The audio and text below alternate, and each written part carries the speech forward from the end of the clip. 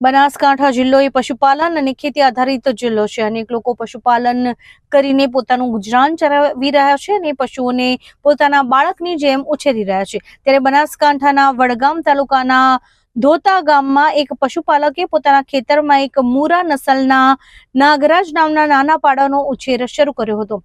ધીરે ધીરે આ પાડાનો ઉછેર કરતા કરતા અત્યારે આ પાડો 4 વર્ષનો થયો છે। નાગરાજ પાડાનો ઉછેર કરતા પશુપાલક દિલીપસિંહનું કહેવું છે કે નાનપણથી જ તેઓ આ બચ્ચાનો ઉછેર કરતા હતા અને અત્યારે તે 4 વર્ષનો થયો છે। જ્યારથી તે નાનો હતો ત્યારથી તેને 2 ટાઈમ સ્નાન કરાવવાનું, તેલની માલિશ કરવાની અને પૌષ્ટિક ખોરાક આપવાનું ચાલુ હતું। દિવસમાં અત્યારે 15 કિલો પશુદાણ, તેલ, ગોળ સહિતનો ખોરાક અપાય છે।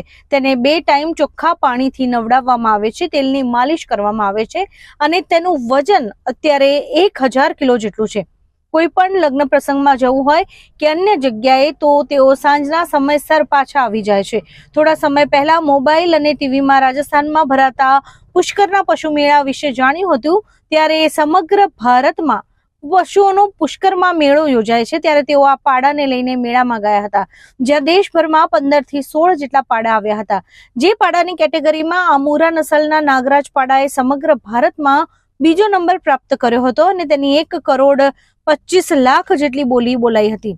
જોકે તેમનું કહેવું છે કે તેઓ તેને વેચવા નતા ગયા, તેમણે આ પાડાને તેમના ફાર્મ ઉપર જ રાખવો છે અને એના બ્રીડથી તૈયાર થતા અન્ય પશુઓ તૈયાર કરવા છે। ત્યારે એક પશુપાલકના શોખ અને તેની દિવસ રાતની મહેનતથી એક 1.25 કરોડનો પાડો પશુપાલકે ઉછેર્યો છે, જેનો તેમને ગર્વ થઈ રહ્યો છે।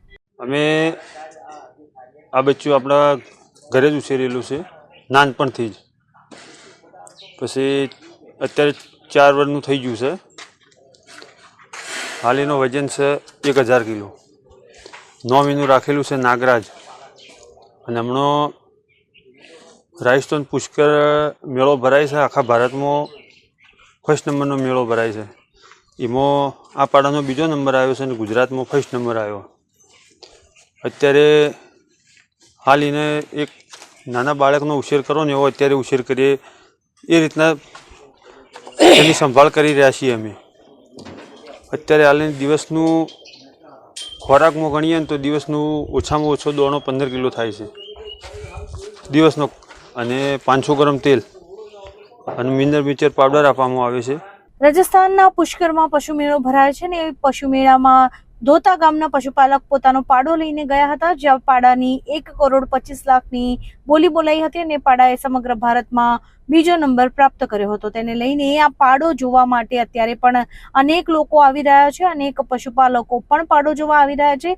ત્યારે સ્થાનિક લોકોનું કહેવું છે કે પશુપાલક દિલીપભાઈ આ પાડાને ઉછેરવામાં ખૂબ જ મહેનત કરી છે અને આ પાડાએ સમગ્ર ભારતમાં અને ગુજરાતમાં જે નામ રોશન કર્યું છે તેનો તેમને ગર્વ છે। તેઓએ કહ્યું કે અમે જોવા આવ્યા ત્યારે ખબર પડી કે આ પાડાનો ઉછેર કરવામાં પશુપાલકે ખૂબ જ મહેનત કરી છે અને તેના કારણે તે નંબર મેળવી શક્યો છે। કહેવા જઈએ તો અમારું ધોતા લક્ષ્મીપુરા ગામ વડગામ તાલુકાના પશુ પ્રેમી અને પશુપાલક વ્યવસાય સાથે જોડાયેલા અને પશુના ધંધા સાથે જોડાયેલા એવા શ્રી દલપતભાઈ તેજાજી રાજપૂત, એમનું નાનપણથી જ એમનો પોતાનો પશુઓ સાથે પ્રેમ અને પશુઓ પ્રત્યે ખૂબ જ લગાવ હોવાથી એમને એક આ બચ્ચું પાડાનું નાનપણથી ઉછેરેલું।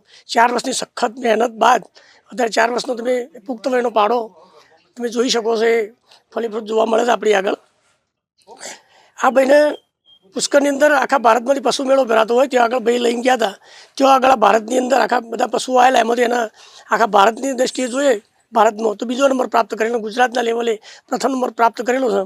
બીજું પાડા કેટેગરીમાં જોઈએ તો પાડો એટલે આપણને પાસે જતાં નજીક જતાં ડર લાગે આપણને। જ્યારે આ પાડાની વિશેષતા એ છે કે પેલો શાંત સરળ સ્વભાવનો એકદમ શાંત, તો ગમે તે વ્યક્તિ અજાણી વ્યક્તિ પણ એની પાસે જાય તો એકદમ શાંત, કોઈ જાતનો હુમલો નહીં, કશું નહીં, એકદમ શાંત, રમાડવાની મજા આવે એ ટાઈપનો પાડો છે। અને આ ભાઈએ આ ટાઈપનું કરી અને અમારા ગામનું, અમારા તાલુકાનું, અમારા જિલ્લાનું, આખા સમગ્ર રાજ્યનું ગૌરવ વધારેલી છે। કેટલી બોલી બોલાય આની ત્યાં આગળ બ્રીડ બોલાઈ, બોલી 1.25 કરોડની બોલી ત્યાં આગળ બોલાઈ હતી, પણ ભાઈએ ત્યાં આગળ બોલી માન્ય રાખી નહીં કે મારે બોલી પાડો આપવો નથી। આ ભાઈની ઈચ્છા છે કે હું અહીંયા પાડો મારા ફાર્મ પર જ રાખું, અહીં નવી બ્રીડ પેદા થાય એનાથી અને લોકોની સેવા થાય, એના શોખ છે એનો।